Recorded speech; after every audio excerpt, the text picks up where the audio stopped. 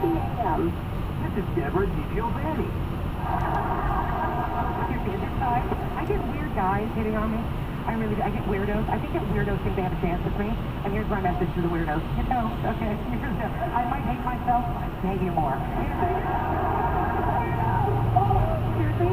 Sometimes the dudes, oh my God, I had a man come up to me after a show. He can't even make this up. All right, I'm just standing around my business staring, you know. He comes up to me. He sidles up to me. I'm pretty sure he's a sidle. And he comes up to me, and I see he's just working on a line, you know, his moment that he's going to come up. Leans into me and says, so, I don't have a problem with big women.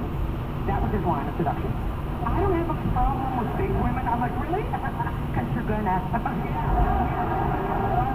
I were you, a little mad.